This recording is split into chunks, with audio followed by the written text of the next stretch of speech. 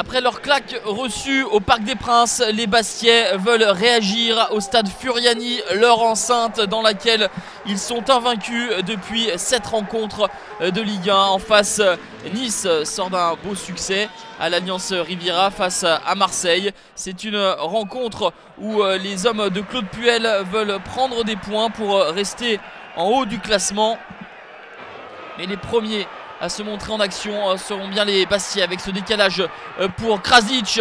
Et c'est Gianni Bruno qui se jette sans pour autant trouver le cadre de David Ospina. Claude Puel appelle à la vigilance de sa défense, mais elle prend l'eau en ce début de rencontre avec cette frappe lointaine une nouvelle fois de Gianni Bruno, bien claqué par le gardien colombien de Nice. Le corner de Riyad Boudbouz est complètement esselé au second poteau. C'est Sébastien Schillaci qui ouvre la marque à la 36e minute.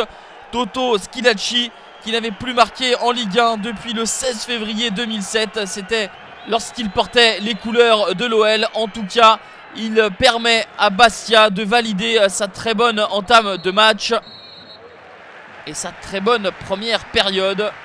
Les Corses rentrent au vestiaire avec cet avantage. Darius Vitanic a été muselé. On a très peu vu, trop peu vu l'attaquant argentin niçois qui n'a pas pu mettre à contribution Michael Landreau qui dispute ce soir son 598e match en Ligue 1. Il n'est plus qu'à 3 matchs du record de Jean-Luc Ettori, Michael Landreau. Et en tout cas sur cette occasion, ce sera David Ospina qui va avoir une nouvelle frayeur avec le centre de Wabi Kazri repris par Krasic. Le voilà, Michael Landreau, la première intervention avec ce coup franc lointain. Michael Landreau impeccable, il n'a pas eu grand chose à faire, mais le peu qu'il a, il le fait convenablement et proprement. Nouvelle incursion des Niçois avec Christian Bruls, le crochet, la balle en retrait pour Mathieu Bonnemer. Et cette fois-ci, Michael Landreau intervient façon volleyeur. Toujours 1-0 pour Bastia.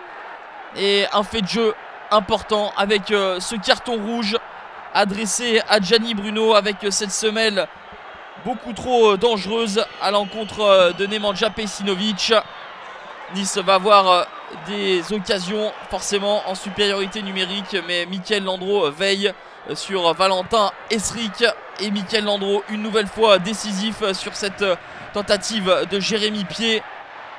Les Bastiais subissent, souffrent,